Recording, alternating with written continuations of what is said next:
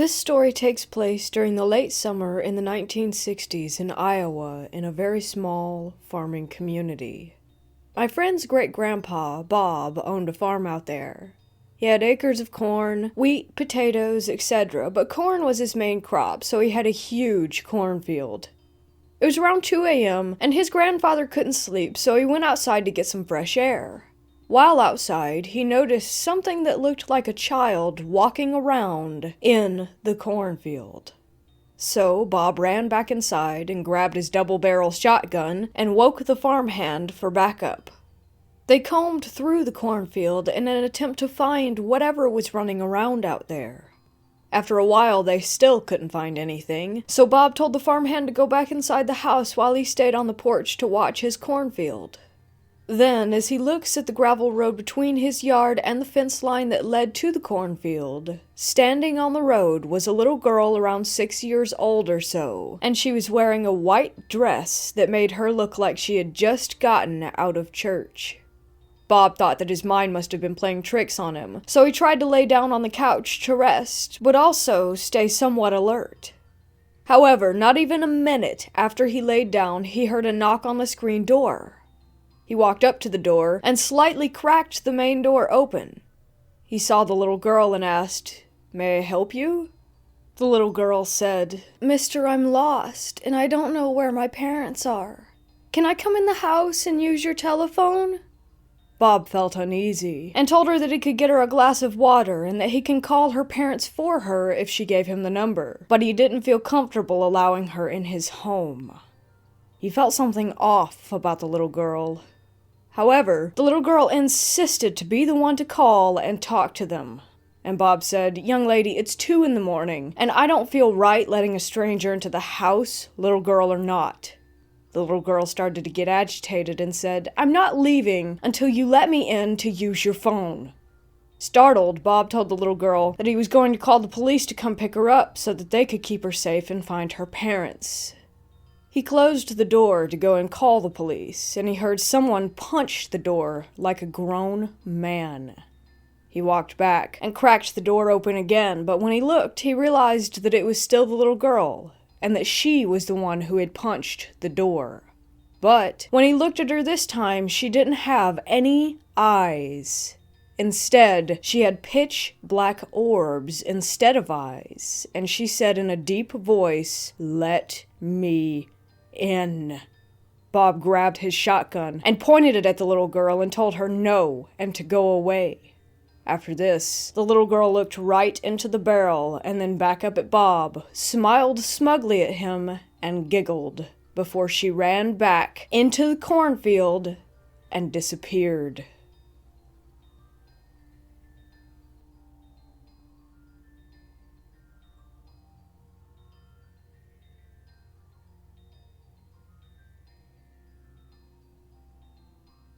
When I was like 13, my mom and her boyfriend had to go to the hospital, and no one would be able to get my brother to the bus stop the next morning because they had to stay overnight. So I got to miss school the next day to take my brother. After I made sure my brother got on the bus, I went home and cleaned and did random stuff like a 13-year-old would do. It was around 11:45 when there was a knock on my door. Thinking it was the mailman or a neighbor or something, I opened the door and said hello. There was this kid. He couldn't have been much older than me at the time, but he had bangs that were covering his eyes, which I found weird because it was like 107 degrees out. So this kid was super still. Like, I thought that one of my friends put a mannequin there and ran away or something. But then it spoke. It sounded like a robot or something. It was like it was programmed to say this. My mother said to ask someone for a phone in fear that I get lost. "Do you have a phone?" At this point, I was crapping my pants because 1, I'm a 13-year-old girl, and this older boy was dressed like a burglar and at my door with half his face covered. 2, for some reason, I just couldn't look away. I felt like if I moved or said anything other than yes, that I would explode.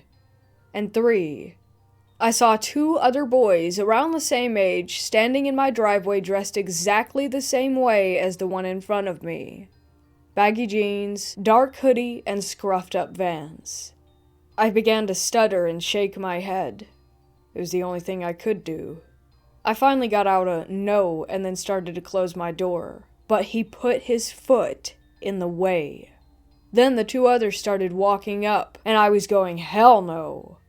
I grabbed the bat by the door and threatened him. If you don't leave right now, I'll kick your ass and then call the cops. I shouted loud enough so that at least one of my neighbors could hear, I hoped. Now, I was this short girl with SpongeBob pajama pants on. I was in no way intimidating. Then he moved his foot and stepped back into the middle of the other two perfectly. Then the far right one said in the exact same tone of voice as the first, "I'm sorry to bother you. I'll just come again later and ask." Internally, I was planning my funeral. Just as I was about to close the door, the first one smiled and looked up.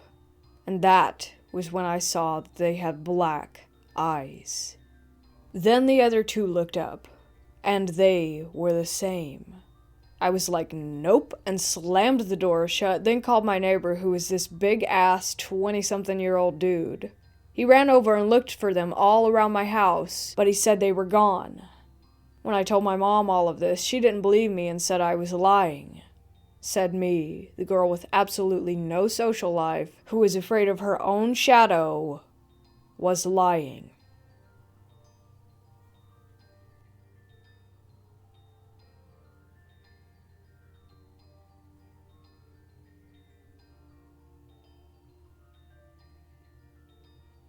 I was home alone on Thanksgiving.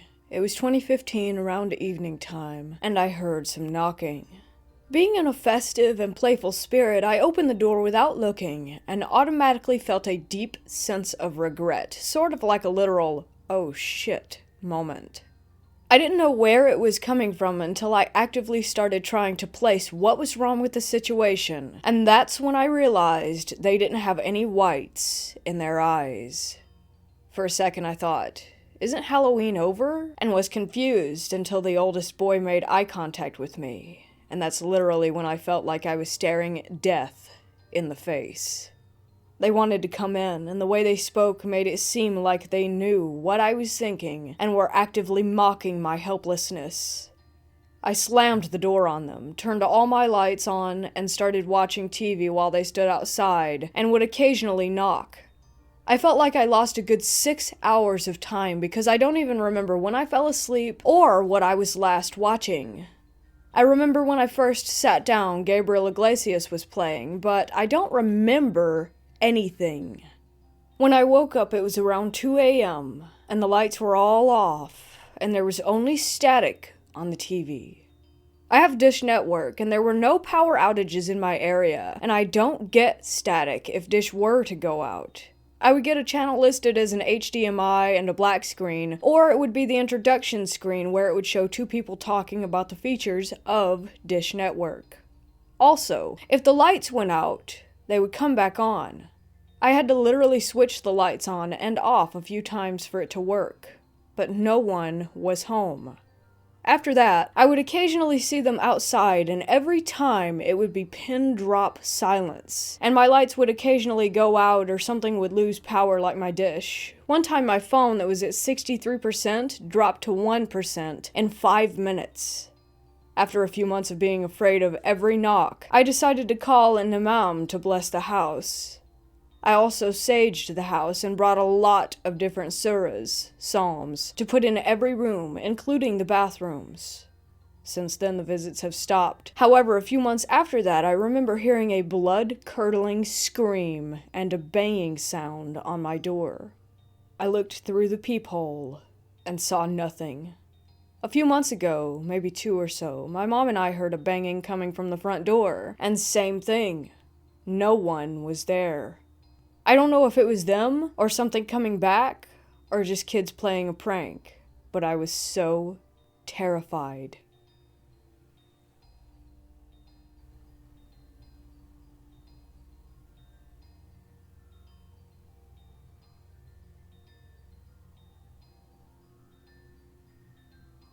I totally forgot about this happening until my mom brought it up at dinner tonight, and now it's 9:30 at night and I'm scared all over again. This was back in high school, either my freshman or sophomore year. I missed the bus, and I didn't have a car at the time, so my mom had to drive me to school. The road my tiny neighborhood, more like a glorified cul-de-sac, was off of was a long stretch that had only one equally tiny other neighborhood and a few houses here and there. It was 6 a.m. or something and still dark outside, and it was colder than a witch's tit. As we were pulling out of the neighborhood, my mom and I both saw these 3 children in blue and white private school uniforms standing side by side, shoulder to shoulder at the entrance of the neighborhood on the sidewalk. It was either 2 girls and 1 boy or 2 boys and 1 girl. I didn't remember the ratio, but the girls wore a blue and white skirt/dress outfit and the boy wore a blue short-sleeved shirt with khaki shorts. This was weird for a few reasons. 1, it was 40 degrees outside. They looked like they were dressed for the summer, and they didn't even wear coats or anything. Secondly, there were 2 schools in the area, but not a private school till the next town over, and the blue and white weren't the school's uniform colors. Third, what young kids just stand there in a single file line not doing anything but staring? No joshing around, no nothing? Yeah, right. Lastly, this wasn't where the bus stop was. It was a few blocks down. Just a sprinkle of extra creepy on top. There weren't any streetlights. They were just standing there in the dark, not doing jack except for being creepy as hell. They were on the corner on the right, closest to the passenger side where I was obviously sitting. And of course, we were turning right. As we got closer, I thought that at first they didn't have faces, but it was just too shadowy and dark out, and the headlights only shone under their shoulders, which is how I can remember the outfits so vividly. Then we got closer, and I was relieved to see that they did have faces, but then got completely freaked all over again when I saw that their eyes were all black. Like supernatural Sam and Dean fighting demons, all black. My mom saw it before I did, and she put the pedal to the metal and hightailed it out of there. I remember trying to look back and see them, but I couldn't since it was too dark. My mom didn't go back home until the sun rose, and it was bright enough to not be afraid anymore. Of course, no one believed me at school, and my siblings thought we were just full of it, but we know what we saw. We never saw them again after that, though. I thought that they were spirits. But after a few months, I heard about the black-eyed children on YouTube, or something that made the connection. We moved shortly after that due to unrelated reasons. This was 3 or 4 years ago, and I had blissfully forgotten all about it until my mom said, "Hey, remember when?" And now I want to die. I hope that my irrational anxieties and fear around children that are small enough for me to punt across the soccer field is amusing at least.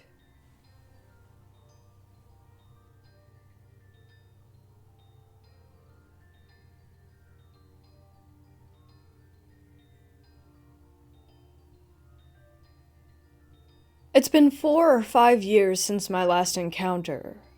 I think I'm safe, right? Wrong. I moved last year and I recently thought, hey, remember those kids a few years ago? Funny, they can't get you now. Boy, was I ever incorrect. I live on a mountain, and like an hour away from the beach in a super populated neighborhood with my roommates. 2 chill lesbians and a college dude. Super cool people. I think nothing can hurt me now, because there are people everywhere. But no, I'm stupid and jinx myself. I was home 2 days ago, class was canceled, and the dude of the house was home too and taking a nap. I'm in the kitchen watching Netflix and doing homework, when there's a knock on the window. Obviously this is weird as hell, but I have weird as hell friends. Maybe one of them are trying to scare me. I brush it off, and continue what I was doing, and then it happens again. Once again, I brush it off, because maybe it was the snow if it wasn't one of my friends. Things like this happen all the time with them. Well, it goes on for about 10 minutes, and I'm kinda starting to freak out. My friends don't have this much patience. I go to Charlie's room, the guy, and wake him up. I'm not the one that's usually riled up, so he's concerned too. We both go to the window. I have my phone out with the camera and 911 within a touch, and Charlie has a bat.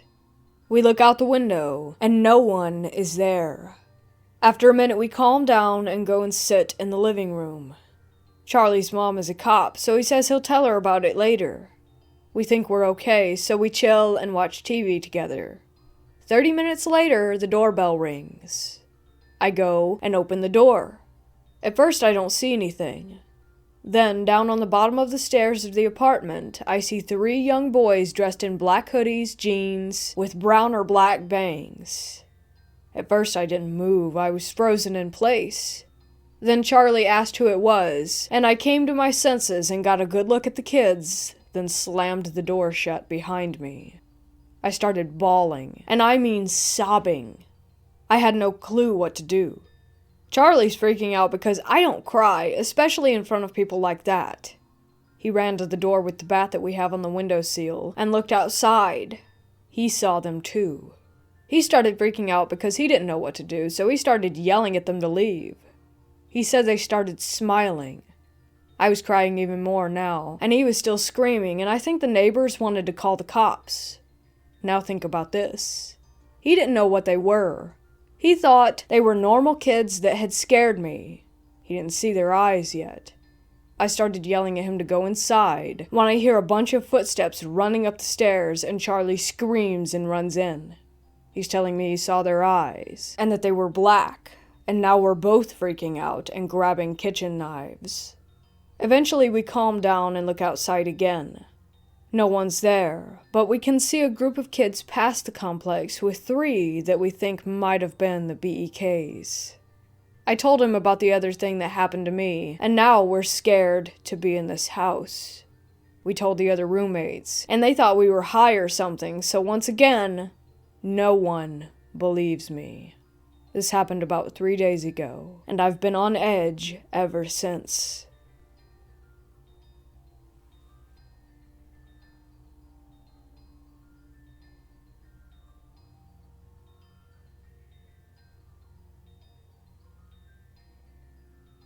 I'm a die-hard agnostic skeptic with an open mind. I believe that anything is possible, but I want a logical and, preferably, scientific reason behind that anything. The last 10 days, however, have been absolutely insane. It started when I was a little kid. In my memories, I see kids between the ages of 5 and 11 with solid black eyes and smiles too big for their faces. I had a bad childhood, so I just figured they were added memories by an imaginative mind, because that's the answer that solidly fits my skeptical scientific worldview. Last month, I started seeing a girl. She told me about her experiences with sleep paralysis and shadow people. I explained to her that it was a rational experience caused by being in a hypnagogic state. Then she brought up the Cheshire Cat kids. Her recollections matched mine as a child. It was unnerving to say the least, and she and I spent almost an hour discussing the most minute details about them. Our stories matched. So, she does acid with her friends about 10 days ago, and told me that she stepped outside. A group of 6 of them were waiting for her. They showed her scenes from my life that were my darkest. She described them to me too accurately for her to have heard them from a second-hand source, which would be hard to do anyway, considering that I don't like sharing such detailed information. They then told her that I was going to die soon, and that she should stay away from me. This has put a monkey wrench into one of the most promising relationships of my 25 years. Since that night, I have nightmares of them coming into my room, licking my forehead, and showing me the memories of my past as if they were happening in that moment, complete with smells, sounds, sights, etc. I have written this part off as my subconscious mind reacting with my long-dormant PTSD, but they got more and more vivid. While this is happening, she has been distancing herself more and more. Last night was the weirdest part of the tale, however. I was driving down a windy country road to calm myself, and a pair of headlights flies from around a bend and runs me off the road, almost into a tree. When I looked, however, there was no car, and the headlights extinguished after passing me. I'm chalking all of this up to anxiety-started delusions and possible schizophrenia, but I cannot explain how she knew what she did, and why all of this is suddenly happening.